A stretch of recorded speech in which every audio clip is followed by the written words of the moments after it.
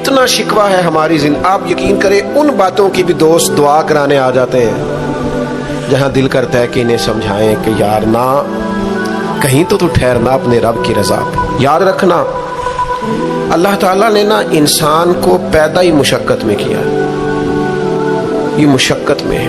रब फरमाते हैं मैंने इसकी पैदाइश ही, इसका खमीर ही मुशक्कत वाला बनाया। अल्लाह करीम ने कुरान मजीद में फरमाया लक़द खलक़नल इंसान फी कबद, फरमाया बेशक हमने आदमी को मुशक्कत में रहता हुआ पैदा किया है।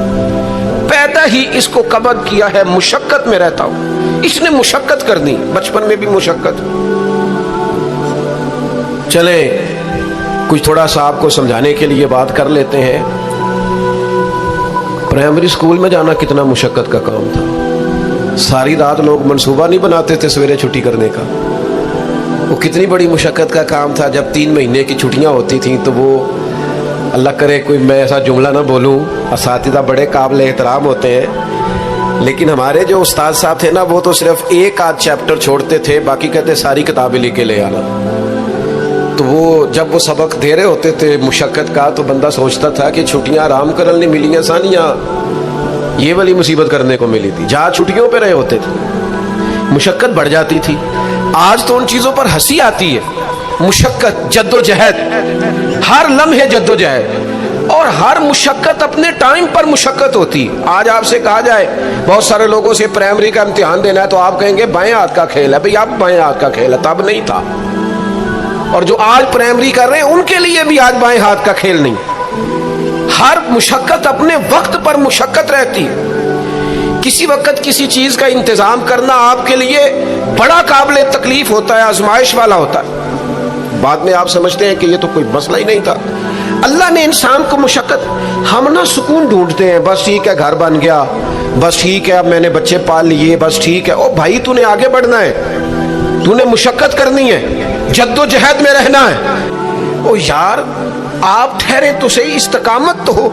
जरा जरा सी बात पे बिलबिला उठना, तड़प जाना, हर चीज से उलझ जाना, ये बंदा मोमिन की शान नहीं। ताकतवर जिंदगी गुजारो, ताकतवर। हजरत ज़ैद बिन अरकम रदी अल्लाह ताला अन्हु बीमार थे।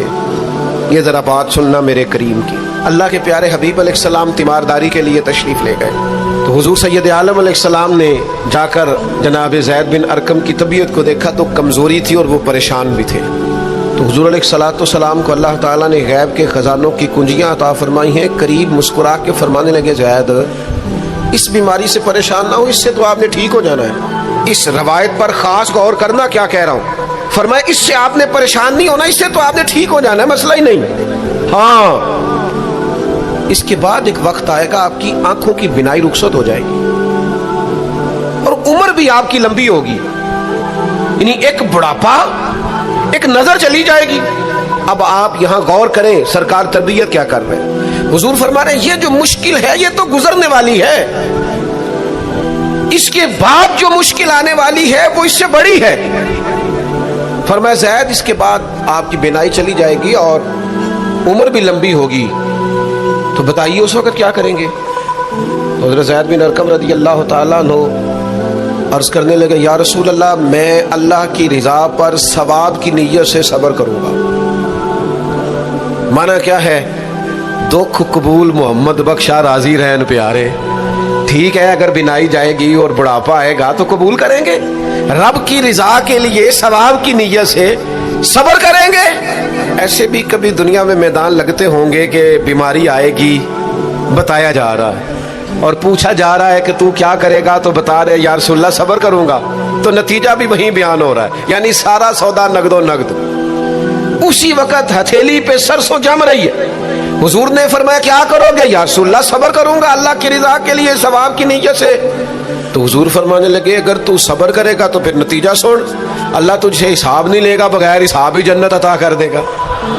ओ मेरे भाई एक मुश्किल से आप गुजर गए, अब आपको अगली मुश्किल के लिए तैयार रहना है। थोड़े दिन अगर सुख से जीना चाहते हो तो एक ही इलाज है, एक ही, मालिक की रजा में राजी रहो। ना समझ आए तो फिर करबला वाले इमाम हुसैन की तरफ देखना, वो नाना के कंधों पे थे फिर भी बड़े खुश थे। وہ ماں کی گود میں تھے پھر بھی بڑے خوش تھے، شیر خدا کی باہوں میں تھے پھر بھی بڑے خوش تھے، حسن کے ساتھ سفر حج پہ تو بھی بڑے راضی تھے۔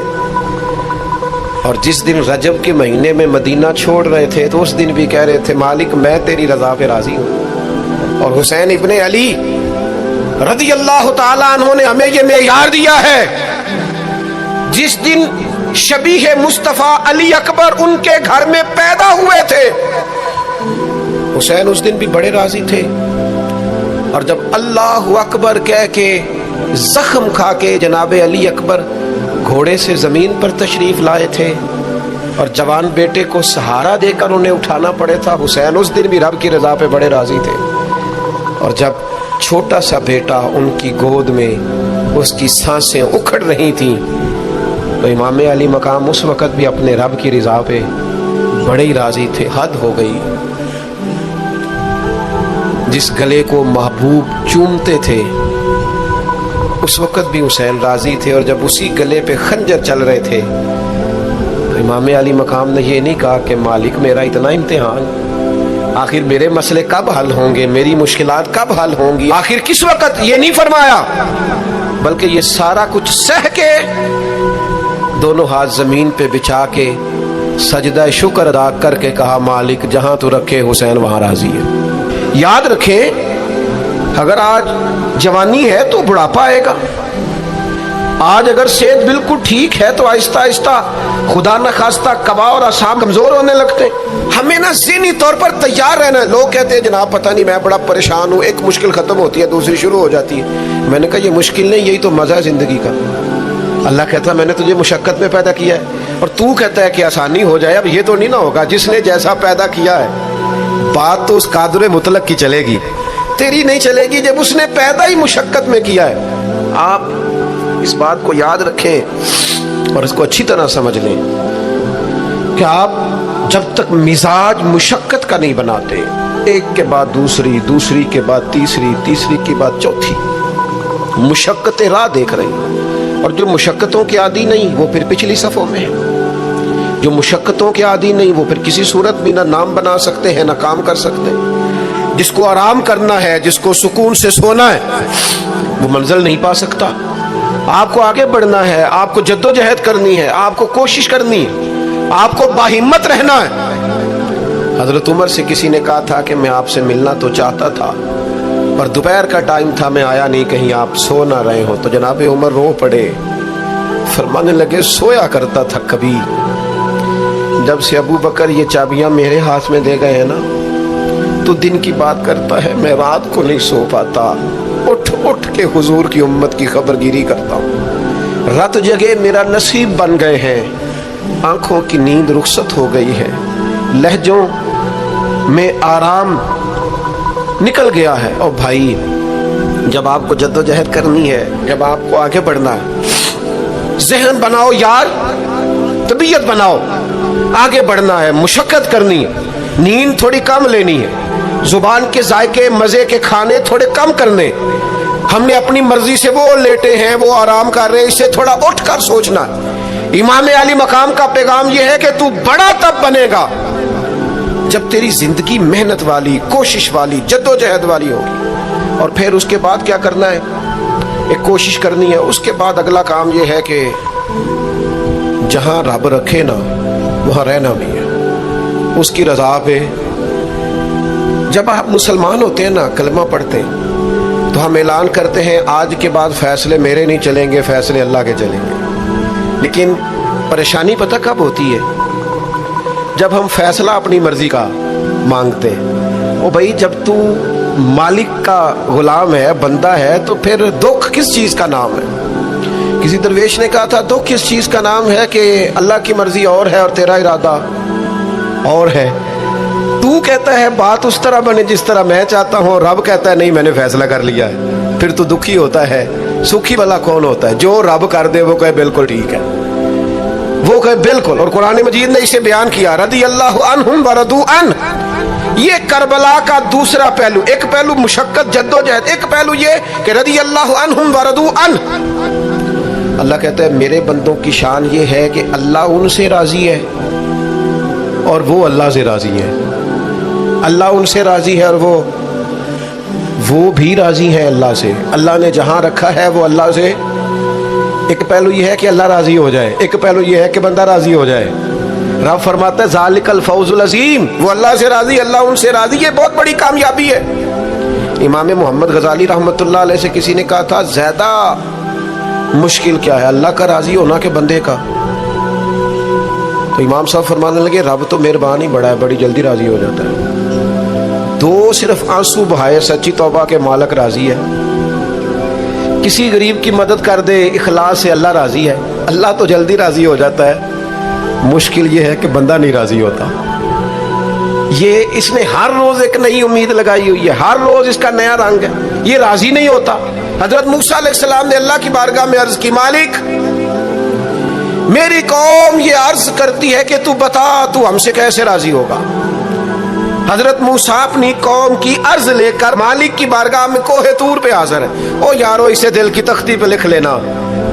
عرض کی مالک میری قوم کہتی ہے رب کریم کے حضور عرض کریں کہ ہمیں بتائے ہمارا رب ہم سے کیسے راضی ہوگا. تو حضرت کلیم کہتے ہیں جب رب کی بارگاہ میں عرض کیا تو مالک نے فرمایا ان سے جا کے کہو وہ مجھ سے راضی ہو جائیں, بس وہ راضی ہو جائے میں بھی ان سے راضی ہو جاؤں گا. حضرت سیدنا عبداللہ ابن عمر رضی اللہ تعالیٰ عنہ کا صاحبزادہ بڑا سخت علیل ہو گیا.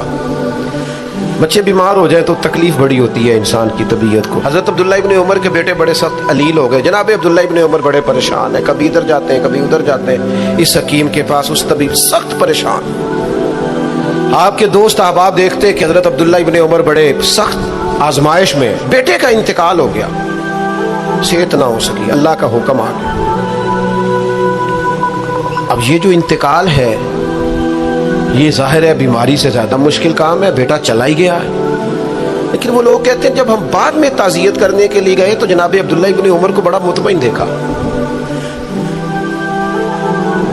تو ہم نے عرض کی کہ حضور اس وقت تو صرف بیمار تھا تو آپ زیادہ تسلی میں نہیں تھے اور اب آپ بڑے تسلی میں محسوس ہوتے ہیں, وجہ؟ تو فرمانے لگے جب تک میری ذمہ داری تھا نا میں پریشان تھا, اب خدا کے کرم اور رحمت کی جگہ پہ چلا گیا, اللہ کا فیصلہ آ گیا ہے اور میں سمجھا ہوں کہ میرا رب اسے اپنی بارگاہ میں بلانا چاہتا ہے, لہذا میں پورے طور پر مطمئن. اب میں اللہ کی رضا پہ پوری طور پر راضی ہوں. میرے عزیز جب تک یہ رضا حاصل نہیں, کیا لطیف انداز ہے. وہ ہمارے ایک بڑے زبردست رائٹر تھے صاحبزادہ خورشید احمد گیلانی مرحوم, ان کا ایک مضمون چھپا ایک دفعہ امت کا پہلا صوفی. تو وہ ٹائٹل دیکھ کر مجھے بڑی تجسس ہوا کہ کس کو, چونکہ ہم صوفیاء کی جماعت ہیں, کس بزرگ کا تذکرہ کیا انہوں نے, امت کا سب سے پہلا صوفی. تو جب مضمون کھولا تو امت کا سب سے پہلا صوفی انہوں نے جناب صدیق اکبر کو قرار دیا. فرمایا یہ پہلے درویش ہے اس امت کے, حضرت ابو بکر صدیق.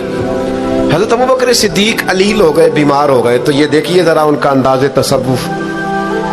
یار دوست پتہ لینے گئے تو ایک روٹین ہوتی ہے نا, جب لوگ تیمارداری کرنے جاتے ہیں تو کہتے ہیں کسی ڈاکٹر کو دکھایا ہے. سب لوگ آپ کے گرد بیٹھے ہیں تو کہنے لگے ابو بکر طبیب کو دکھایا ہے؟ فرمانے لگے ہاں طبیب دیکھ گیا ہے اور طبیب دیکھتا رہتا ہے. تو کہا پھر طبیب نے کیا کہا ہے؟ کہنے لگے طبیب نے کہا فعال لما یرید. طبیب نے کہا ہے بھائی جو میں چاہتا ہوں نا وہ میں کر دیا کرتا ہوں, جو میرا ارادہ ہوتا ہے پھر وہ میں کر دیتا ہوں. وہ طبیب مجھے کہہ گیا ہے, لہذا جو اس کا ارادہ ہونا ہے اس نے. اب وہ جو ارد گرد بیٹھے تھے وہ بھی تو صحابہ تھے نا, اس باریک بات کو فوراً سمجھ گئے, کہنے لگے اللہ تجھے جزا عطا کرے. یار دیکھو چھوٹی بات نہیں.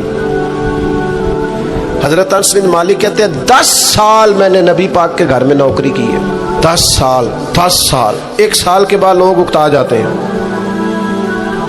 سارا پتہ چل جاتا ہے. اس کے بعد وہ چاہتے نہیں رہتی, بندہ پرانا ہو جاتا ہے. اکرام احترام اللہ ماشاءاللہ وہ نہیں رہتا. فرماتے ہیں 10 سال حضور کے گھر میں نوکری کی, پورے 10 سال ایک دفعہ بھی رسول پاک نے اوف نہیں کہا. فرماتے ہیں ایسا نہیں کہ کبھی کوئی ایسی بات نہیں ہوئی جس سے حضور ناراض ہو. کئی دفعہ ایسے موقع آئے, حضور نے کسی کام سے بھیجا, میں جا کے بچوں کے ساتھ کھیلنے لگا, محبوب آئے میں ڈر گیا, لیکن حضور نے کچھ بھی نہیں کہا, مسکرا کے فرمایا تمہیں کام بھیجا تھا کر کے کیوں نہیں آئے. ایک تو یہ کہ مشقت کرنی ہے، دوسرا اللہ کی رضا پہ راضی رہنا، اور تیسری بات یہ سوچیں کبھی ذاتی قسم کی نہیں بنانی، سوچیں ملی قسم کی، قومی آفاقی سوچیں۔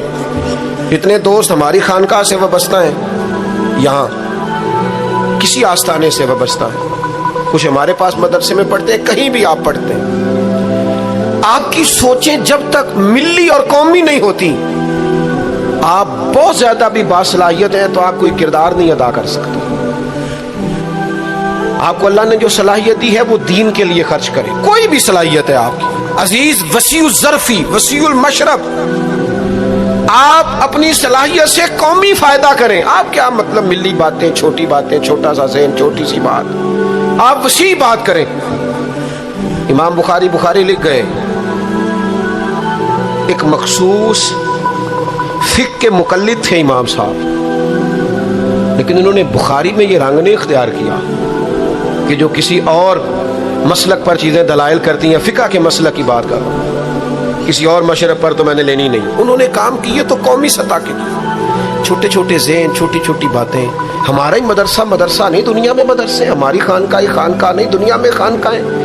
ہم اگر ایک دوسرے سے لوگوں کو توڑنے لگیں گے تو ملی کام نہیں ہوگا۔ ہم گھر نہیں بنانا چاہتے، ہم رسول اللہ کا دین تعمیر کرنا چاہتے ہیں، دین اس امت کے اندر لانا چاہتے ہیں، نافذ کرنا چاہتے ہیں۔ تو ہم تو تھوڑے سے لوگ ہیں کام کرنے والے جو پوری دنیا میں کام کر رہے، کہیں بھی کوئی کام کر رہا ہے۔ ہم نبی پاک کا دین لانا چاہتے ہیں تو ہم تو ہر ایک کو سپورٹ کرتے ہیں، جو تھوڑا سا بھی کام کر رہا ہے اسے سپورٹ کرتے ہیں۔ میری آپ سے گزارش ہے، جس کاز کے لیے امام حسین نے جان دی تھی نا، اس کاز پر کام کرنے کی ضرورت ہے۔ اب کیا کرنے کی ضرورت ہے؟ اب وہ پیغام جو امام علی مقام کا پیغام ہے، دین کے لیے کام کریں، بے حیائی کے خلاف، عریانی کے خلاف، بے دین قوتوں کے خلاف۔ لوگوں کو سکون ملے گا، انہیں قائل کریں کہ سکون تمہیں نماز میں ملے گا، عبادت میں ملے گا، دیانتداری میں سکون ہے، قناعت میں سکون ہے، عزت نفس اور خودداری میں جو تمہارے لیے اللہ نے رکھا ہے اس میں سکون ہے۔ لوٹ کے کھاؤ گے تو سکون نہیں ملے گا۔ میرے بھائی، اس سارے پیغام کو عام کرنے کی ضرورت ہے، پھیل جائیں دنیا میں، اور جس طرح اپنے حق میں لوگوں کو قائل کرتے ہو نا، کو مجبوری بن جائے، اس طرح لوگوں کو دین کے حق میں قائل کریں۔ منت کر کے بے نمازی کو نمازی کریں، منت کر کے۔ جو دین سے دور ہے اسے دین کے قریب کریں۔ آپ کوشش کریں کہ فروغ دین ہو، جہاں مسجد نہیں تعمیر مسجد میں کردار ادا کریں۔ اپنے لہجوں سے ہر تھکاوٹ اتار کے آگے بڑھو، ملی قومی سوچیں پیدا کرو۔ ہم نے اس وطن کو بھی تعمیر کرنا ہے، دین کے لیے ہم نے اپنے آپ کو پیش کرنا ہے جس حد تک ہو سکے۔ اور دین کی تبلیغ کا سب سے بہترین طریقہ یہ ہے۔ امام جعفر صادق سے کسی نے کہا تھا میں دین کی تبلیغ کرنا چاہتا ہوں، کیا کروں؟ پیغام میں امام حسین کانفرنس میں بات ختم کرتے وقت امام حسین کے پوتے کی بات سنا رہا ہوں، کہا حضور دین کی تبلیغ کرنا چاہتا ہوں، کیا کروں؟ فرمانے لگے دین پہ عمل کرنا شروع کر دے، یہ دین کی تبلیغ۔ آپ کا اچھا اخلاق یہ دین کی تبلیغ، آپ کا معاف کرنے کا جذبہ یہ دین کی تبلیغ، آپ کی خیر خواہی، لوگوں کا بھلا کرنا یہی دین کی تبلیغ۔ صرف تقریر سے تبلیغ نہیں کریں آپ کا عمل اور کردار یہ دین کی تبلیغ ہے۔ آپ اپنا انداز زندگی بدل جائیں، انداز خوبصورت کر جائیں، یہ دین کی تبلیغ شروع ہو جائے گی۔ 3 باتیں آپ کی خدمت میں رکھی ہیں اس پورے گفتگو کا نتیجہ۔ ایک تو زندگی مشقت والی، محنت والی، جد و جہد والی۔ یہ جو نوجوان آرام ڈھونڈتے ہیں نا، سکون، اقبال کہتے ہیں لہو مجھ کو رلاتی ہے جوانوں کی تن آسانی، یہ تیار ہو جائیں۔ مشقت، جد و جہد، کوشش۔ اور دوسری بات، اس کوشش کے بعد بھی رب جو فیصلہ کرے رب کے فیصلے پر راضی رہیں، مقام تسلیم و رضا والی زندگی گزاریں۔ اور تیسری گزارش، سوچیں سطحی نہیں، ذاتی نہیں، عالمی سوچیں۔ میں بڑے درد سے یہ بات عرض کروں، لوگ اپنی ذات کے لیے دین کا استعمال کرتے ہیں، اپنی ذات کے لیے۔ جو میرا ذاتی مخالف ہے میں اسے یزید کہہ دیتا ہوں، میرا ذاتی مخالف۔ ہمارا ذاتی مخالف ہوتا ہے ہم کہتے ہیں بے ایمان ہو گیا، او خدا کے بندے तेरे से इख्तलाफ हुआ है, तुझे यजीद तो ना बना। इतनी बड़ी लानत का तोक तूने गले में डाल दिया। अगर वो यजीद है तो तू अपने आप को क्या समझता है? अपना फिर तूने दर्जा क्या बना? इतनी जल्दी नहीं, कौमी सोचे पैदा करें, कोशिश करें कि आप मिली काम करें, आप लोगों को जोड़ें।